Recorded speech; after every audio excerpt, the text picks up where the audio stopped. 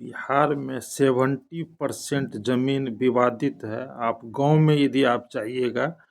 तो मैक्सिमम ज़मीन पे विवाद रहता है और उस विवाद को लेकर आपस में जो है लड़ाई झगड़ा होता है, मामला न्यायालय में जाता है और मामला बहुत ज़्यादा न्यायालय में पहुंचता है। जगह ज़मीन का मैटर और मैक्सिमम लड़ाई झगड़ा में जगह ज़मीन का मैटर ही सबसे ज़्यादा जो है प्रमुख रहता है। इसका मुख्य वजह ये है कि कागजात पे ज़मीन कुछ और बताता है और जब नापी करने के लिए सरजमीन पे प्लॉट पे अमीन के थ्रू जो है सभी लोग पहुंचते हैं तो सभी का ज़मीन वहाँ पे घटता है। इसका मुख्य वजह ये है कि लोग पिछला जब सर्वे हुआ था, रिविजनल सर्वे 1965 में 66 में रिविजनल सर्वे हुआ था, उस समय एजुकेशन की कमी थी, लोग उतना जागरूक नहीं थे और जिसकी वजह से और सर्वे में जो है जब फाइनली नक्शा तैयार बना था और उस नक्शा को जो है वेरीफाई नहीं किए थे जो है, तो हुआ था क्या कि यदि उनके पेपर पे उनका ज़मीन है 10 कट्ठा का प्लॉट और सर्वे हुआ और सर्वे के बाद जो नक्शा तैयार हुआ और नक्शा तैयार होने के बाद उनका ज़मीन नक्शा के अनुसार 9.5 कट्ठा हो गया। तो विवाद का मुख्य वजह यही हो गया। उसके बाद जब कभी नापी हुआ तो सरजमीन पे उनका 9.5 कट्ठा होता है और बाय पेपर उनका 10 कट्ठा है। तो ऐसी स्थिति में विवाद का वजह हो जाता है और आप सभी लोग अच्छी तरीके से जानते हैं कि जगह ज़मीन में यदि कहीं पर भी विवाद होता है तो डॉक्यूमेंट से ज़्यादा यदि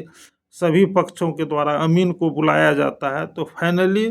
नक्शा के आधार पे ही सारा कुछ कंसीडर किया जाता है। इसलिए नक्शा ही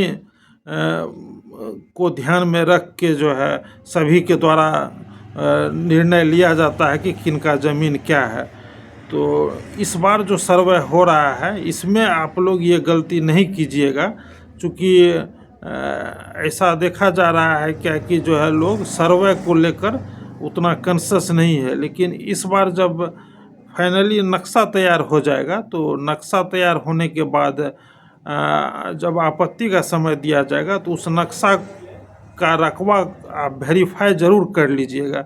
और यदि रकबा यदि सही होगा तो बिल्कुल ठीक है, यदि रकबा में यदि कमी होगा तो आपत्ति देने में संकोच मत कीजिएगा, आपत्ति दीजिएगा और उसको जो है आपत्ति का जो समय दिया रहता है उसमें उसको सुधार निश्चित रूप से करवा लीजिएगा। यदि नहीं सुधार कीजिएगा तो जो फाइनल नक्शा तैयार हो जाएगा तो वो फिर आगे 50-60 साल के लिए, आगे 100 सालों के लिए वो नक्शा तैयार हो जाएगा जब तक कि अगला सर्वे नहीं होगा। तो वैसी स्थिति में यदि आपका ज़मीन यदि शॉर्टेज कर रहा है और यदि आप लापरवाह रहे और आपत्ति नहीं किए या वेरीफाई नहीं किए, नक्शा आपका तैयार हो गया, तो ऐसी स्थिति में आपको कम ज़मीन से संतोष करना पड़ेगा और बाद में यदि विवाद होता है तो नक्शा के अनुसार ज़मीन का अमीन के थ्रू नापी होगा, सारा कुछ कंसीडर होगा और जितना नक्शा आपका दिखाएगा उतना भी आपको संतोष करना पड़ेगा। कागज़ पर अधिक भी रहेगा तो उससे कोई मतलब नहीं है। इसलिए ऐसी गलती इस सर्वे में आप लोग नहीं कीजिएगा। इसलिए आप भू मालिक रैयतों को ये जानकारी दी जा रही है कि इस बार नक्शा को ज़रूर आप वेरीफाई कर लीजिएगा और नक्शा वेरीफाई करके आप आश्वस्त हो जाइएगा कि आपका जितना ज़मीन बाय पेपर है उतना नक्शा में भी होना चाहिए।